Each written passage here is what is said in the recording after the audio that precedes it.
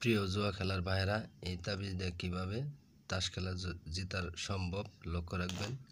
আমি খেলি কিভাবে জয়লাভ করা যায়। কাইট, ফ্লাশ, হাজারি, কলব্রিজ যে কোনো খেলার ভিতরে জয়লাভ করা সম্ভব লক্ষ্য রাখেন।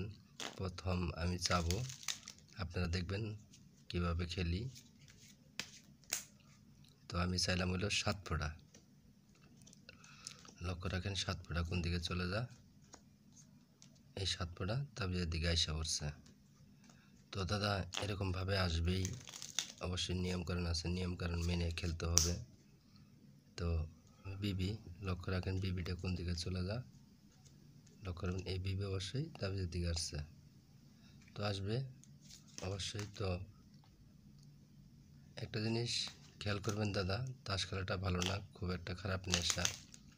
এই নেশা অনেক মানুষ ক্ষতিগ্রস্ত হয়ে যায়। যারা তাস খেলা ছাড়তে পারেন না, শুধু তাদের জন্য ভিডিওটা। যারা খেলেন না তাদেরকে বলবো খেলার দরকার নাই, খুব একটা খারাপ নেশা এটা। এই নেশা থেকে যত তাড়াতাড়ি ছেড়ে দেওয়া যায় তত ভালো।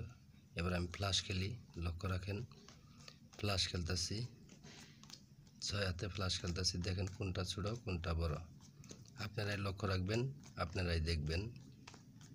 তো যারা প্রবাসে থাকেন তাদের ব্যবস্থা আছে, লক্ষ্য রাখেন বিবি টপ এটা লক্ষ্য রাখেন।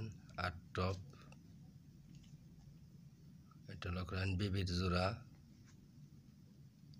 এটা 3-এর জোড়া, লক্ষ্য রাখেন।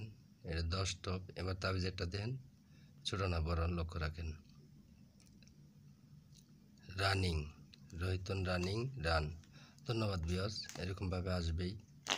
তো আসলে খেলাটা এবার চাইলাম বিবি, চাইলাম আবার, লক্ষ্য রাখেন বিবি চাইছি, বিবিটা কোন দিকে চলে যা,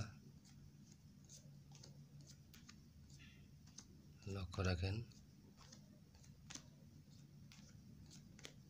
যত পাত্রীর নিচে থাক না কেন আসবে অবশ্যই, টেনশনের কোনো কারণ নেই। লক্ষ্য রাখেন এই বিবি আইসা পড়ছে।